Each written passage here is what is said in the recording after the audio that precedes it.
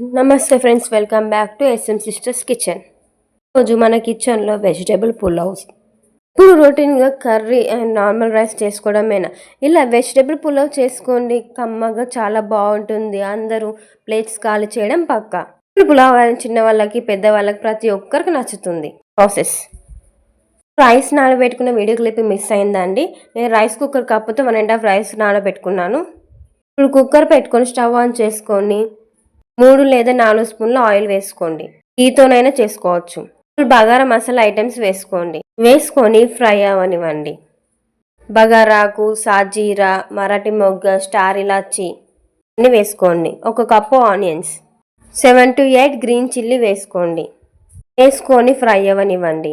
ఒక 2 నుంచి 3 నిమిషాల దాకా నూనెలో ఫ్రై చేయండి. టొమాటోస్ పీల్ తీసుకొని కట్ చేసి వేసుకోండి. 1 cup. Next 1 cup carrot, 1 cup tomato అన్నీ వేసుకొని 2 నుంచి 3 నిమిషాల దాకా నూనెలో మంచిగా ఫ్రై అవనివ్వాలి. ఇక్కడ బీన్స్ అండ్ అని కూడా ఉంటే కూడా వేసుకోండి. అప్పుడే వాటికి నూనె మంచిగా పడుతుంది. అప్పుడే చాలా బాగా టేస్టీ వస్తుంది వెజ్ పులావ్. అల్లం వెల్లుల్లి పేస్ట్ వేసుకొని ఫ్రై చేయండి. అల్లం వెల్లుల్లి పేస్ట్ వేసుకున్న తర్వాత 2 నిమిషాలు ఫ్రై చేయండి. అల్లం వెల్లుల్లి పేస్ట్ ఎంత ఫ్రై అయితే మనకు అంత టేస్ట్ వస్తుంది వెజ్ పులావ్. 1.5 స్పూన్ సాల్ట్ వేసుకోండి. టేస్ట్ తగినంత ఉప్పు వేసుకోండి. 1.5 కప్పు నేను తీసుకున్నాను. రైస్ నానబెట్టుకున్నాను. ఫస్ట్ అది వేసుకోండి. నీళ్లు పడకుండా వేసుకోండి. 2 నుంచి 3 నిమిషాల దాకా రైస్ కలపాలి. మీరు గీ వేసుకుంటే గీ కానీ, ఆయిల్ వేసుకుంటే ఆయిల్ కానీ రైస్కి మంచిగా పట్టేదాకా కలపాలి. అప్పుడే వెజ్ పులావ్ అనేది చాలా టేస్ట్ బాగా వస్తుంది. ఏ కప్పుతోనైతే బియ్యం తీసుకున్నామో అదే కప్పుతోని 1 కప్పు బియ్యంకి 1 కప్పున్నర నీళ్లు పోసుకోండి. నీళ్ళు పోసుకున్న తర్వాత ఒకసారి కలుపుకొని ఉప్పు సెట్ అయినా లేదా చెక్ చేసుకోండి. ఒకవేళ ఉప్పు సెట్ కాకపోతే ఇప్పుడే వేసుకోండి. కొత్తిమీర, పుదీనా కూడా ఇక్కడే వేసుకోండి. వేసుకున్న తర్వాత కుక్కర్ పెట్టేసి విజిల్ పెట్టేయండి. 1 విజిల్ వచ్చేదాకా వెయిట్ చేయండి.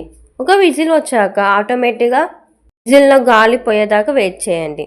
ఆటోమేటిక్గా విజిల్లో గాలి పోయాక కుక్కర్ పైన విజిల్ తీసేసి క్యాప్ తీసేసేయండి. కలపడం ద్వారా రైస్కి ఏమైనా తేమ ఉంటే పోతుంది.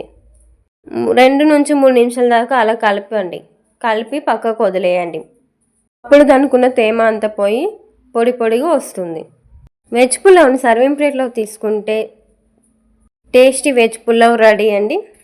ఈ వెజ్ పులావ్కి కాంబినేషన్గా పెరుగు రైతా కానీ, మిర్చికా సాలడ్ కానీ, పన్నీర్ మసాలా కర్రీ ఇవి చాలా బాగుంటుంది కాంబినేషన్గా.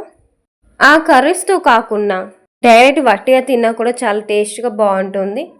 ఇంకా వెజిటేబుల్స్ ఉన్నాయి కాబట్టి ప్రోటీన్ రిచ్ ఫుడ్ కూడా అనొచ్చు. Tasty Emmy vegetable pulao ready.